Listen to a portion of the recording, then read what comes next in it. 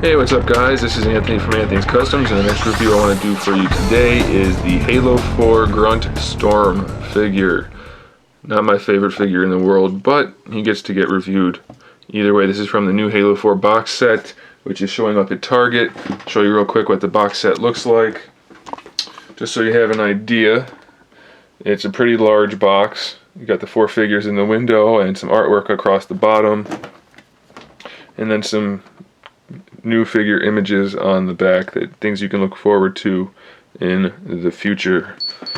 Nice packaging overall. There goes my phone making Power Ranger noises. But let's talk about the figure, because that's what you're all here for. This is the new Grunt. Hopefully there are other versions of the Grunt. That's all I'm going to say. I don't want to talk about the character design too much, just the figure. At the head, he stands just over 4 inches tall. At the tank on his back, just about 5 inches tall. So a decent size for a Grunt figure. Definitely has some weight to him. And as it is, not talking about the character design, it's a really good figure. Accessories include the helmet thingy that goes on his head with his little breathing apparatus, and a plasma pistol, which he holds kind of well. Not as well as I would have liked necessarily, but it's okay. The detailing on the pistol is very nice. Lots of different colors, nice sculpt work. Really can't complain too much about that at all. It does have a peg hole in it, but no peg from the Grunt. Unless I lost it. I never got a peg.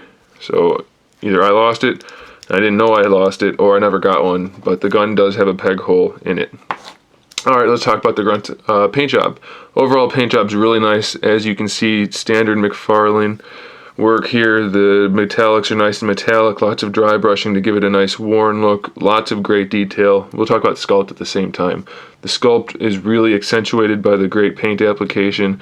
There's nice lots of lowlights and highlights. Everything really looks nice and realistic. This is especially true for the Grunt's body. You can see there's tons of shading and sculpt work on the arms. The only thing I really don't care for is this arm has a big gray spot on it, and this one doesn't, but not a real big deal. The paintwork on the face is really nice, lots of shading going on. The teeth and the eyes are painted well. Really, there's nothing to complain about in terms of paint other than that one little runoff. So no big deal there. As far as the articulation goes, the head does spin, and it's on a bit of a ball joint at the front of the neck right there, and then the neck has the same type of joint there. It's pretty much just 2 swivel joints though, because the ball peg really has no room to move at either place. So it's pretty limited, but it does move. Shoulders are ball disc joints just like the Spartans, ratcheted, and then it rotates. There's a bicep swivel right there, and a single jointed ratcheted hinge right there. That's it for the arms. A little bit different than the Grunts we've gotten in the past, not by too much though. He does have an old school ball joint torso articulation, torso joint, whatever you want to call it. So plenty range of motion rotation wise. Forward, backwards, not too bad. And side to side is actually pretty decent, so that's nice. Hips are on what I assume are old school ball joints with just the ball peg and the socket. I don't want to pop it off just in case, but that is decent enough because he's got such a small sculpt. You can get pretty good range of motion out of those. The knees have a hinge. Right there, it's ratcheted, and then it swivels at the top of the shell part of his feet, whatever you call that. I guess it's just scales, I don't know. But either way, so that's there, and plenty of rotation. So that does it for the articulation. He's a smaller figure, so he doesn't need too much.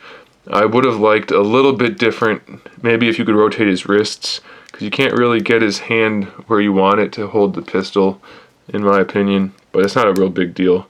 You can kind of just stick his arm straight out, and he's almost pointing it forward, so it's not too bad. It's alright. Not the best figure of the pack for sure, but it's nice to have a Grunt. This isn't the only opportunity to get him. He should be released in a single card package, and he's also going to be in another box set.